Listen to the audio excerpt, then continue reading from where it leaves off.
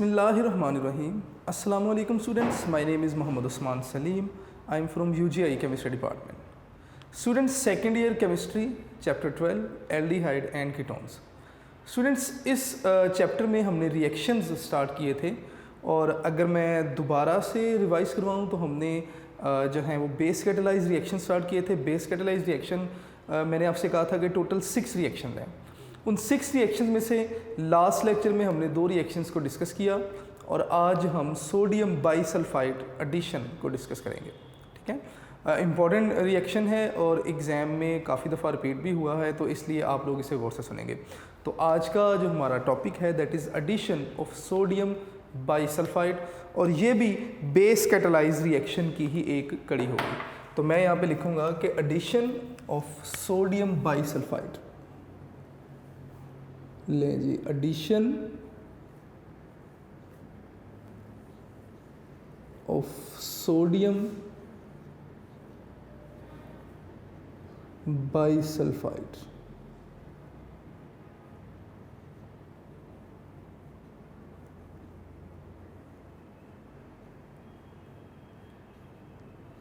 Students, ये बाईसल्फाइड क्या है, सबसे पहले तो हम इसे देखेंगे और इसके बाद फिर हम नेक्स्ट अपने रिएक्शंस की तरफ जाएंगे।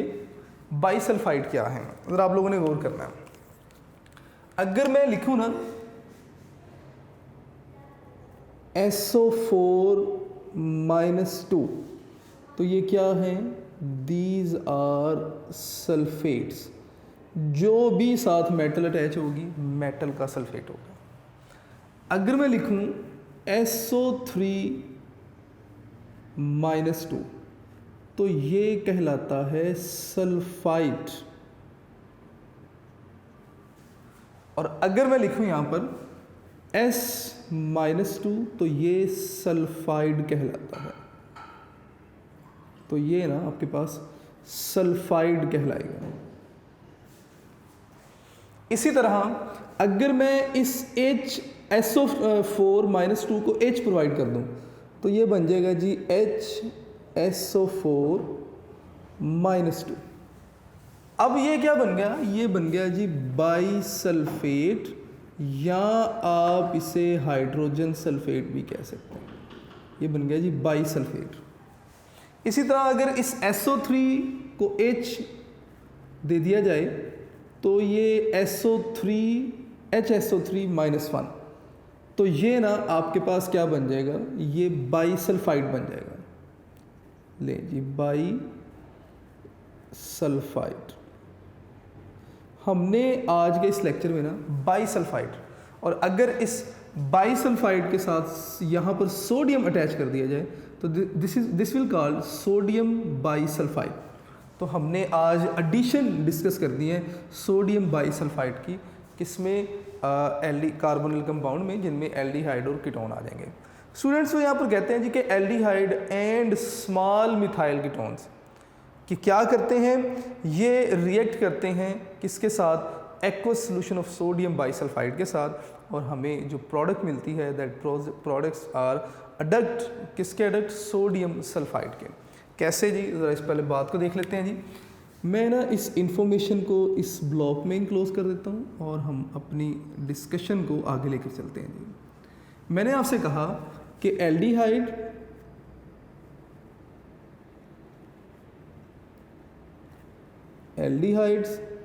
एंड स्मॉल मिथाइल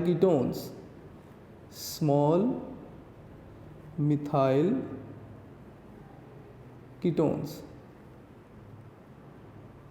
ये क्या करते हैं, रिएक्ट विद सोडियम बाईसल्फाइड सॉल्यूशन। कौन सा, एक्वस, रिएक्ट करते हैं, ठीक है, एंड फॉर्म एन अडक्ट, और ये अडक्ट बनाते हैं किसका, सल्फाइड का। मैं यहाँ पे लिख देता हूँ जी, adduct of sodium sulphide, adduct of sodium sulphide, जो कि किस फॉर्म में होगा, वाइट पीपीटीज की फॉर्म में होगा। In the form of white PPTs.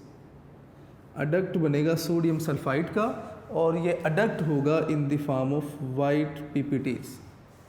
Students, मैंने यहाँ पर लिखा एल्डिहाइड्स, एल्डिहाइड्स लिखा, इसका मतलब तमाम एल्डिहाइड ये रिएक्शन शो करेंगे, तमाम एल्डिहाइड।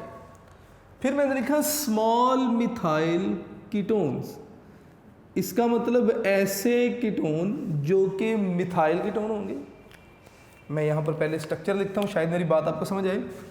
कीटोन क्या है कि कार्बोक्सिलिक ग्रुप के एक तरफ कार्बन, दूसरी तरफ भी कार्बन। वो कहता है जी कि अगर मैं इस तरह से लिख दूंगा तो दीज आर मिथाइल कीटोन, और दूसरी तरफ जो आर ग्रुप लगा हुआ है, ये आर ग्रुप क्या होना चाहिए? वो कहता है जी सबसे पहले तो ये आर ग्रुप जो है वो नॉर्मल होना चाहिए, यानी कि प्राइमरी होना चाहिए।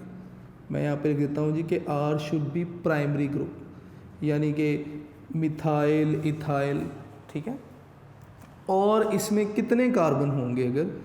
अगर इसमें 1 2 3 कार्बन होंगे तो तब मैं ना इसे जो आपकी टेक्स्ट बुक कह रही है कि मैं इसे कहूँगा स्मॉल मिथाइल कीटोन है जी।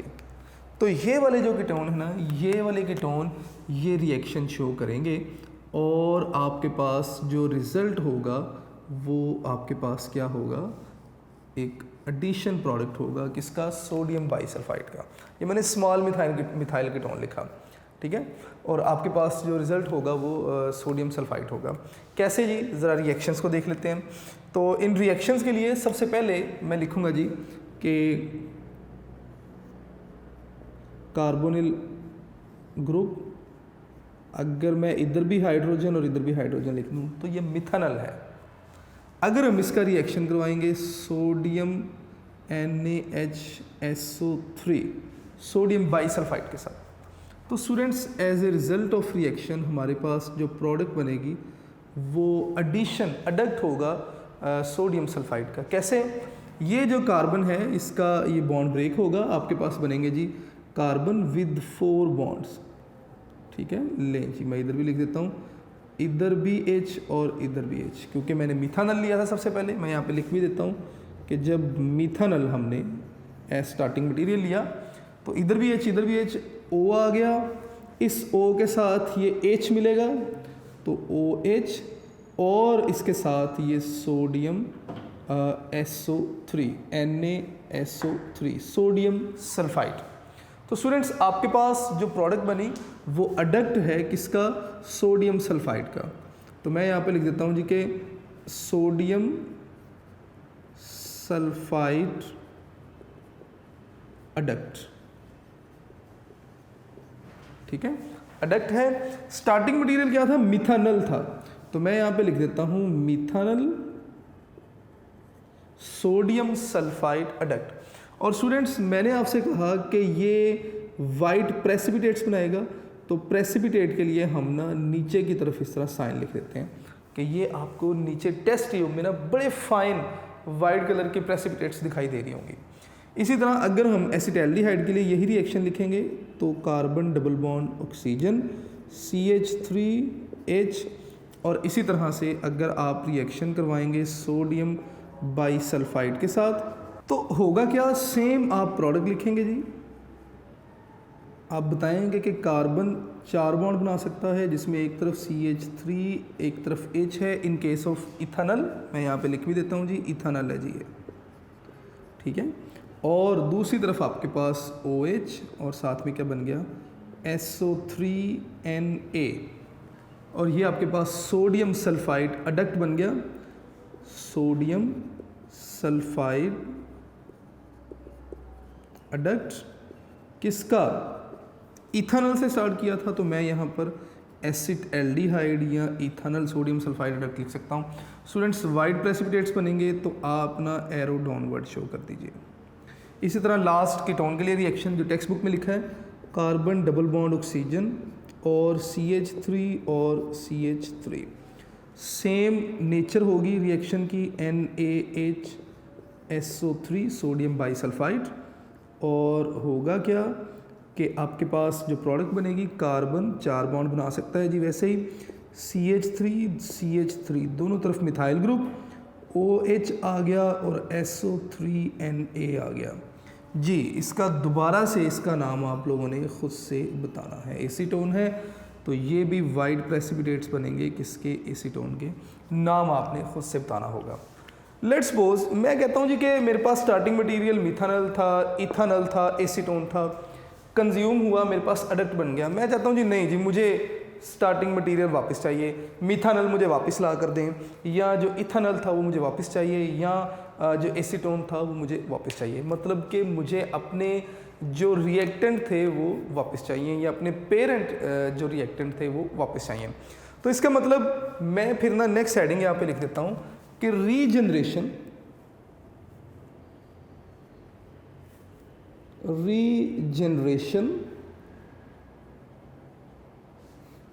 of carbonyl compounds.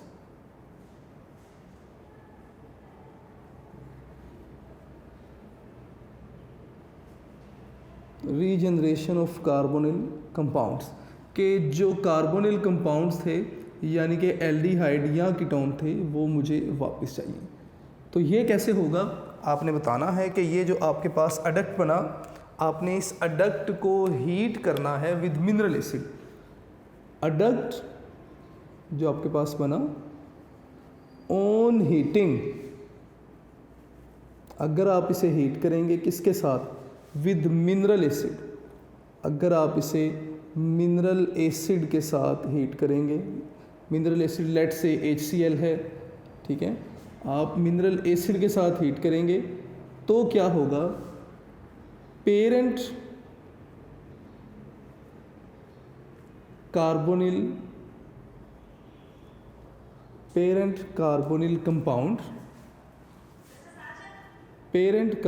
कंपाउंड जो कि एल्डिहाइड भी हो सकते हैं या कीटोन भी हो सकते हैं। मैं यहाँ पे लिख देता हूँ एल्डिहाइड या कीटोन। ये क्या होंगे, रीजनरेट हो जाएंगे। ये रीजनरेट हो जाएंगे।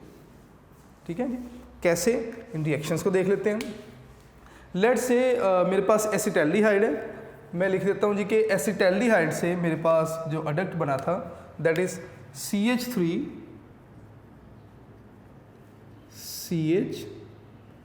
OH, और इसी तरह इस CH के साथ SO3Na भी अटैच है। मैं लिख देता हूँ जी कि SO3Na। आप इस तरह भी लिख सकते हैं, जिस तरह बुक में लिखा है आप वैसे भी लिख सकते हैं। अगर आप इसे क्या करते हैं, रिएक्ट करवाते हैं HCl के साथ और हीट करते हैं तो होगा क्या, ये Cl इस Na को ले जाएगा और क्या बन जाएगा जी, NaCl। तो मैं यहाँ पे लिख देता हूँ जी कि NaCl। ठीक है, ये H और यहाँ से ये वाला H, ये वाला H और ये वाला H, ये दोनों एक ऑक्सीजन यहाँ से लेंगे और क्या बना लेंगे, वाटर। तो मैं यहाँ पर लिख देता हूँ जी कि H2O। एक ऑक्सीजन यहाँ से निकल चुका, S और O2 बचा, तो आपके पास क्या बन जाएगा जी, SO2। अब ज़रा गौर कीजिएगा, ये CH3 एज इट इज़ आ गया, CH3 एज इट इज़। इस CH3 के बाद ये कार्बन, इस कार्बन के पास ये वाला हाइड्रोजन मैंने एज इट इज़ लिख दिया, और ये जो ऊपर ऑक्सीजन था, ऑक्सीजन से H गया तो डबल बॉन्ड O बन गया, तो आपके पास एसिटैल्डिहाइड वापस आ गया। तो स्टूडेंट्स अगर आप देखेंगे तो एसिड के साथ रिएक्ट करवाने से आपने अपना पेरेंट जो रिएजेंट था, जो पेरेंट रिएक्टेंट था, आपने उसे कार्बोनिल कंपाउंड वापस रीजनरेट करवा लिया। लेकिन जी नेक्स्ट इसके बाद हम एप्लीकेशन डिस्कस करेंगे कि ये जो रिएक्शन है सोडियम बाइसल्फाइड के साथ, इसकी एप्लीकेशंस क्या हैं।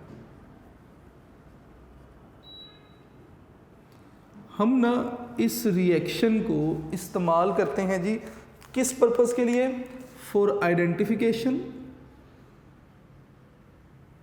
मैं यहाँ पे लिख देता हूँ आइडेंटिफिकेशन। ले जी, पहले नंबर पे आइडेंटिफिकेशन, दूसरे नंबर पर सेपरेशन,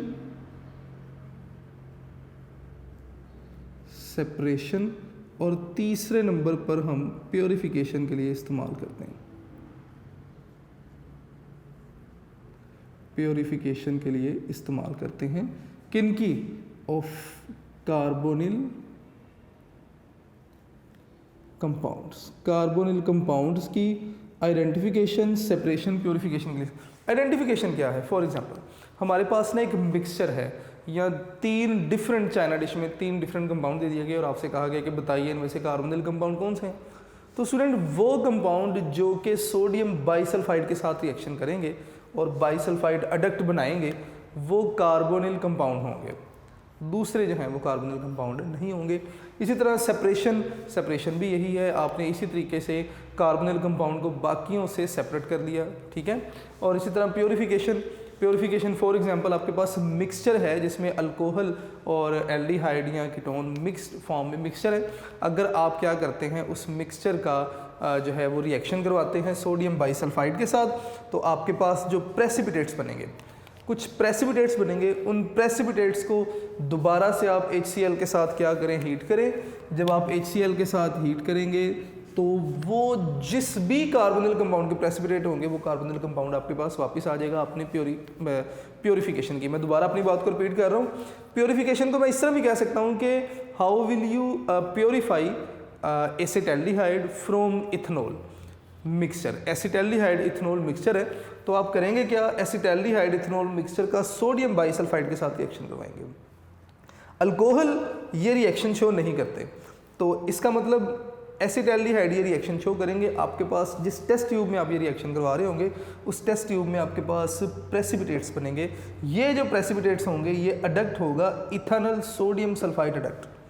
आप क्या करेंगे जी, फिर इस अडक्ट को हीट करेंगे in the presence of acid और आपके पास इथानल जो है वो वापस आ जाएगा। मतलब आपने मिक्सचर में से इथानल को सेपरेट कर लिया। तो इसका मतलब आप इसे प्योरीफिकेशन के लिए भी इस्तेमाल करते हैं। स्टूडेंट हम ना नेक्स्ट इसका मैकेनिज्म डिस्कस करेंगे। मैकेनिज्म इसका बिल्कुल वैसे ही है जिस तरह से लास्ट हमने डिस्कस किया था। 3 आपकी बुक में 2 स्टेप है, मैंने 3 स्टेप यहाँ पर मैकेनिज्म लिखूँगा ताकि आपके लिए चीज़ें समझना थोड़ी सी आसान हो जाए। तो सबसे पहले ना हम इसका स्टेप 1 लिख लेते हैं। स्टूडेंट्स स्टेप 1 में आयनाइजेशन होगी। सोडियम बाइसल्फाइड जो है ये आयनाइज होगा और आपके पास H पॉजिटिव और साथ में नेगेटिव आयन भी बनेगा। कैसे, ज़रा देख लेते हैं इसे। आपके पास है जी सोडियम NaHSO3, ये आयनाइज होगा। हमारे पास क्या बनेगा, हमारे पास H पॉजिटिव आयन बनेगा। तो मैं यहाँ पे लिख देता हूँ जी कि H positive ion plus SO2 negative on sulphur and O negative Na positive, ये आपके पास नेगेटिव आयन बना। अब इसमें सल्फर पर भी नेगेटिव चार्ज है, ऑक्सीजन पर भी नेगेटिव चार्ज है। इन दोनों में से कौन एज न्यूक्लियोफाइल एक्ट करेगा? स्टूडेंट्स ऑक्सीजन जो है ना it is more electronegative than sulphur. More electronegative atom के ऊपर जब नेगेटिव चार्ज होता है ना तो वो स्टेबल हो जाता है। इसका मतलब ये स्टेबल हो जाएगा, ये रिएक्ट नहीं करेगा, सल्फर एक्ट करेगा एज न्यूक्लियोफाइल। तो स्टेप 2 में हम न्यूक्लियोफाइल का अटैक शो करेंगे। तो मैं यहाँ पे लिखूँगा जी स्टेप 2। स्टेप 2 में हमने बताना है कि ये जो आपके पास SO3Na है ये अटैक करेगा कार्बोनिल कार्बन पर। तो मैं यहाँ पर कार्बोनिल कार्बन बना दिया, ले जी इस तरह से, पार्शियल पॉजिटिव पार्शियल नेगेटिव और साथ में मैं लिख दूँगा जी SO2 नेगेटिव और ONA नेगेटिव पॉजिटिव, इस तरह लिख देते हैं जी हम इसको भी। तो होगा क्या कि ये जो आपके पास सल्फ़र है ये अटैक करेगा इस कार्बोनिल कार्बन पर और आपके पास प्रोडक्ट बनेगी। आप उस प्रोडक्ट को इस तरह लिखेंगे जी, कार्बन 4 बॉन्ड बना सकता है, उसके 4 बॉन्ड इस तरह से हम शो कर देंगे जी। लें जी 2 बॉन्ड ये शो कर दिए, एक तरफ ऑक्सीजन आ गया विद नेगेटिव चार्ज और दूसरी तरफ कार्बन के साथ अब आपके पास कौन अटैच होगा, आप बताएंगे कि SO2, ठीक है, और साथ में आपके पास क्या हो जाएगा जी Na, ये SO3 सॉरी और साथ में SO2 और ये SO3 सॉरी, तो SO3 और साथ में Na नेगेटिव और ये पॉजिटिव। लें जी अब आगे चलते हैं जी। अब 3rd स्टेप में आपने क्या करना है, स्टेप 3। इस स्टेप में क्या होगा कि आप बताएंगे कि ये जो आपके पास कार्बन है विद नेगेटिव ऑक्सीजन SO3Na। ये क्या करेगा जी, ऑक्सीजन अटैक करेगा H positive pay. H positive कहाँ से आया, ये जो H पॉजिटिव बना था, ऑक्सीजन इस H पॉजिटिव पर अटैक करेगा, और जब ऑक्सीजन इस H पॉजिटिव पर अटैक करेगा तो आपके पास जो प्रोडक्ट बनेगी that will be carbon with 4 bond, ठीक है, और इसी तरह ऑक्सीजन पर OH और साथ में SO3 और ये Na। स्टूडेंट्स अगर मैं कहूँ कि एसिटाल्डिहाइड था तो इधर भी CH3 इधर H आ जाएगा, इसी तरह इधर भी CH3 और इधर H आ गया, इधर भी CH3 और इधर H आ जाएगा, और इसी तरह CH3 और ये H, ethanol sodium sulphide adduct बन जाएगा। तो ये हमारा प्रोडक्ट बना। ये सोडियम बाइसल्फाइड इंपॉर्टेंट रिएक्शन था, मैंने पहले भी आपको बताया, आप इसे ज़रूर प्रिपेयर कीजिएगा। इसके बाद आने वाले जो कंडेंसेशन रिएक्शन है those are very very important. मैं आज के एक या रिमेनिंग टाइम में उन टॉपिक्स को कवर नहीं कर सकता, तो इसलिए हम उन टॉपिक्स को इंशाल्लाह नेक्स्ट लेक्चर में कम्प्लीटली डिस्कस करेंगे। तो आप लोगों से रिक्वेस्ट है कि अपने लेक्चर नोट्स ज़रूर बनाइएगा, और साथ ही साथ अपनी चीज़ें जो हैं वो इन्हें साथ साथ तैयार करते जाइएगा। इंशाल्लाह नेक्स्ट लेक्चर में हम नेक्स्ट टॉपिक डिस्कस करेंगे। अपना ढेर सारा ख्याल रखिएगा। अस्सलाम वालेकुम।